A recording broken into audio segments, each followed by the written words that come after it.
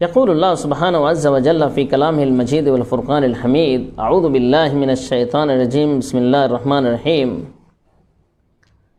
يا ايها الذين آمنوا لا تبطلوا صدقاتكم بالمن والاذى۔ اللہ رب العالمین کا ارشاد ہے، اے لوگو جو ایمان لائے ہو، تم اپنے صدقوں کو احسان جتا کر کے اور تکلیف دے کر کے برباد مت کرو۔ تو احسان جتانا، کسی کے ساتھ ہم نے کوئی اچھائی کی ہے، کوئی بھلائی کی ہے، تو اس کو تکلیف دینے کی غرض سے اس کو یاد دلانا، تو یہ اسلام کے اندر حرام ہے۔ حقیقت یہ ہے کہ جس کو بھی ہم کچھ دیتے ہیں یا جس کے ساتھ بھی احسان کرتے ہیں، ہم یہ سوچتے ہیں کہ ہم اسی کے ساتھ کر رہے ہیں اور اسی کو دے رہے ہیں۔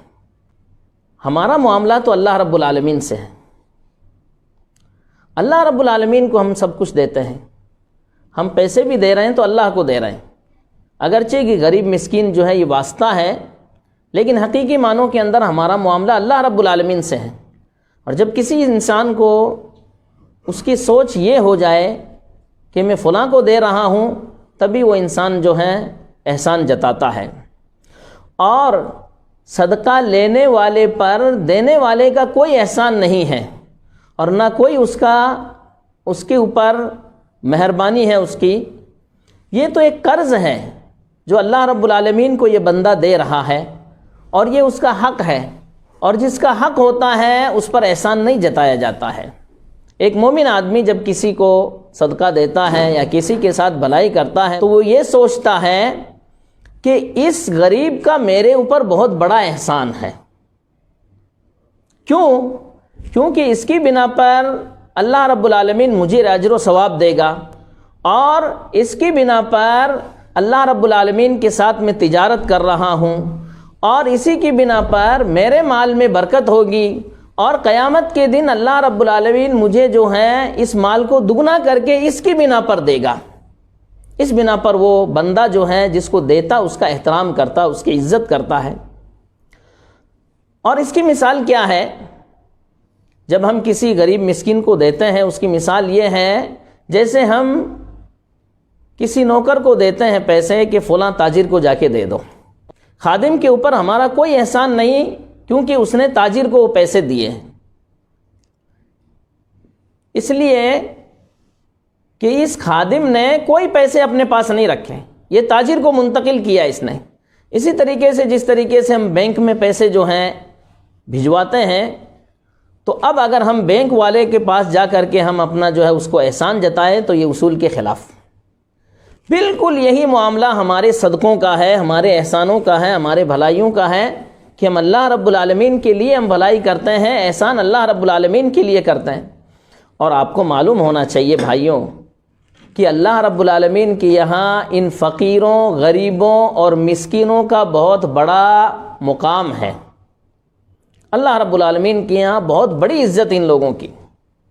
کیونکہ اللہ رب العالمین کے یہاں قدر و منزلت پیسے نہیں ہے، مال دولت نہیں ہے، منصب نہیں ہے۔ قدر و منزلت اللہ رب العالمین کے یہاں تقویٰ ہے، پرہیزگاری ہے، اور ایمان اور عمل صالح ہے۔ اسی بنا پر اللہ رب العالمین نے فرمایا ان اکرمکم عند اللہ اتقاکم۔ لوگو، اللہ رب العالمین کے نزدیک سب سے زیادہ وہ قریبی ہیں جو سب سے زیادہ متقی ہے۔ اللہ رب العالمین نے قربت کا جو معیار بتایا وہ تقوی کو بتایا، اور اللہ کے رسول صلی اللہ علیہ وسلم نے فرمایا ان اللہ لا ينظر الى صورکم واموالکم ولکن ينظر الى قلوبکم واعمالکم۔ لوگو، اللہ تمہاری صورتیں نہیں دیکھتا ہے، تمہارے مالوں کو نہیں دیکھتا ہے، بلکہ وہ تو تمہارے دلوں کو دیکھتا ہے، تمہارے اعمال کو دیکھتا کہ تم کر کیا رہے ہو۔ لہٰذا معلوم ہوا کہ اصل معیار اللہ رب العالمین کے یہاں تقویٰ ہے، غربت اور مالداری اللہ رب العالمین کے یہاں معیار نہیں ہے۔ اگر کسی کو اللہ رب العالمین کے یہاں غریبوں اور مسکینوں کا مرتبہ اور ان کا مقام کا پتہ چل جائے تو وہ کبھی بھی ان پر احسان نہیں جتائے گا، اور نہ اپنے آپ کو ان پر برتر سمجھے گا۔ اللہ رب العالمین نے فرمایا اپنے نبی محمد صلی اللہ علیہ وسلم کو مخاطب کر کے وَاصْبِرْ نَفْسَكَ مَعَ الَّذِينَ يَدْعُونَ رَبَّهُمْ بِالْغَدَاةِ وَالْعَشِيِّ يُرِيدُونَ وَجْهَهُ وَلَا تَعْدُ عَيْنَاكَ عَنْهُمْ تُرِيدُ زِينَةَ الْحَيَاةِ الدُّنْيَا۔ اور آپ اپنے آپ کو ان لوگوں کے ساتھ مطمئن رکھیے جو صبح شام اپنے پروردگار کو پکارتے ہیں اور اس کی رضا چاہتے ہیں، اور دنیاوی زندگی کی رونق کی تلاش میں آپ اپنی آنکھیں ان سے نہ ہٹائیں۔ یہ وہ کمزور صحابہ اکرام تھے جن کے ساتھ قریش کے جو بڑے بڑے لوگ ہیں وہ ان کے ساتھ بیٹھنا ناگوار سمجھتے تھے۔ سعد بن ابی وقاص رضی اللہ تعالیٰ عنہ فرماتے ہیں کہ ہم 6 آدمی نبی کریم صلی اللہ علیہ وسلم کے پاس بیٹھے ہوئے تھے۔ میں تھا، بلال، عبداللہ بن مسعود، ایک حذلی اور 2 اور صحابہ اکرام تھے۔ قریش مکہ نے آ کر کے اللہ کے رسول صلی اللہ علیہ وسلم کے پاس یہ خواہش ظاہر کی کہ آپ ان کمزور لوگوں کو اپنے پاس سے ہٹا لیں تاکہ یہ ہمارے اوپر جری نہ ہو جائیں، اور پھر ہم آپ کی خدمت میں حاضر ہو کر کے آپ کی بات سنیں۔ قریش کے جو بڑے بڑے لوگ ہیں انہوں نے اس کا اظہار کیا۔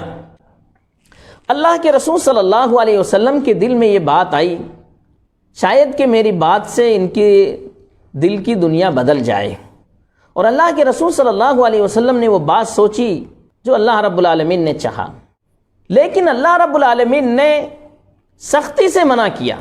یعنی اللہ کے رسول صلی اللہ علیہ وسلم نے یہ بات سوچ لی کہ ان کو ہٹا کر کے ان کو لایا جائے، صرف اللہ کے رسول صلی اللہ علیہ وسلم نے یہ بات سوچی تھی بس، اسی پر اللہ رب العالمین نے قرآن کی آیت اتار کر کے منع کیا۔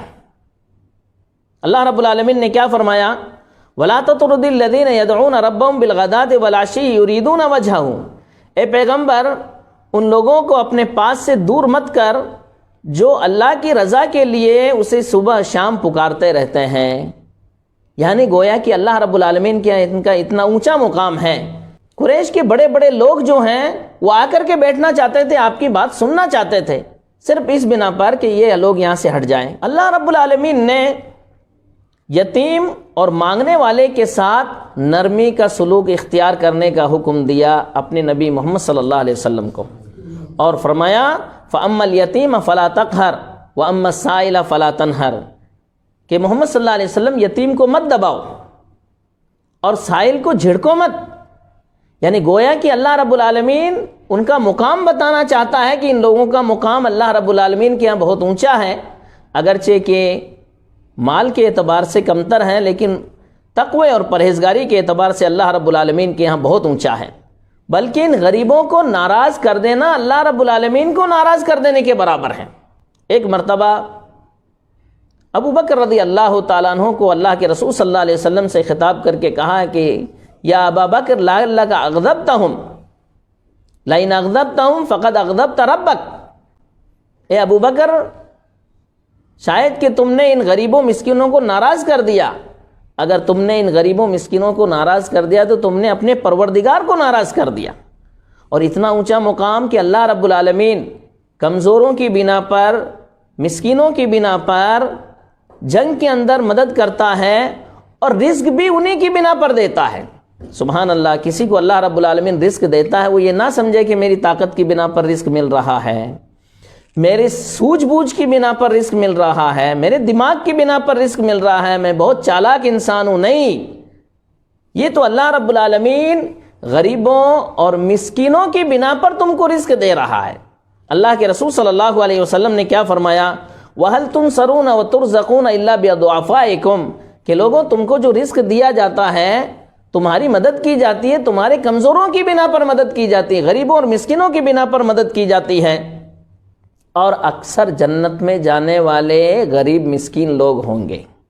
جنت میں جانے والے اکثر جو ہیں وہ غریب مسکین ہی لوگ ہوں گے، اور ان کا اتنا اونچا مقام ہے کہ اللہ رب العالمین کی ذات پر بھروسہ کر کے اگر یہ قسم کھا لیں تو اللہ رب العالمین ان کی قسموں کو پورا کر دے۔